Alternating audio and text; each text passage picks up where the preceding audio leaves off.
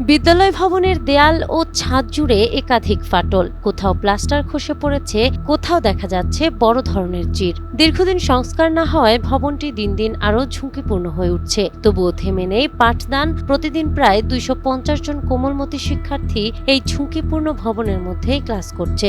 যে কোনো সময় ঘটতে পারে বড় ধরনের দুর্ঘটনা।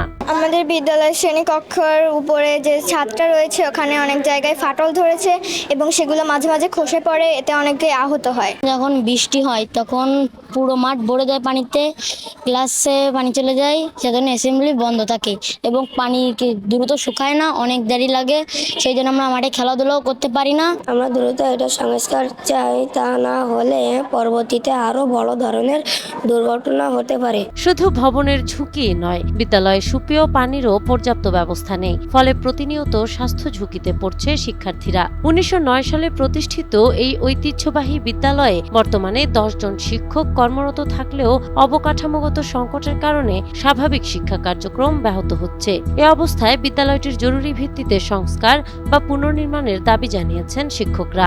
বৃষ্টির দিনে আমরা আসলে আরো সমস্যা বেশি ভোগ করি। এছাড়াও উপরে যে বিভিন্ন ক্লাস্টারে যে ফাটল ধরছে, এটা হচ্ছে শিক্ষার্থীরা পড়াশোনাকালীনই বিভিন্ন জায়গায় বেশি আকৃতি না হলেও ক্ষুদ্র ক্ষুদ্র অংশে বিভিন্ন জায়গায় ছিটকে পড়ে। এটা আমরা কয়েকবার মেরামত করেছি, মেরামত করার পরেও এটা ধরে রাখা সম্ভব হচ্ছে না। বিদ্যালয়টি আশু সংস্কার বা পুনর্নির্মাণের প্রয়োজন। জনপ্রতিনিধি ও সমাজসেবকদের মতে বর্তমান পরিস্থিতিতে একটি নতুন বহুতল ভবন নির্মাণের কোনো বিকল্প নেই। এই বিল্ডিংটা এখন যথেষ্ট ঝুঁকিপূর্ণ এবং অনেকে দেওয়ালের অনেক জায়গায় ফেটে গেছে, ছাদের অনেক জায়গায় ফেটে গেছে। যত সমস্যা আছে, এই সমস্যার সমাধানের জন্য বহুতল ভবনের কোনো বিকল্প নাই।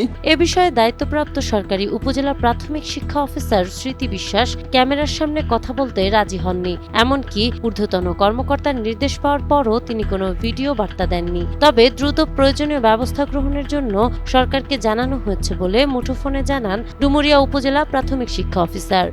আমরা সরকারকে জানিয়েছি যে আমাদের এই স্কুলগুলি খারাপ অবস্থা, সরকার সময় সময় ব্যবস্থা নেয়। ঝুঁকিপূর্ণ এই ভবনে কোনো বড় দুর্ঘটনা ঘটার আগেই ব্যবস্থা নেওয়ার আশায় এখন এলাকাবাসী। নাহার বৃষ্টি, টাইমস টুডে।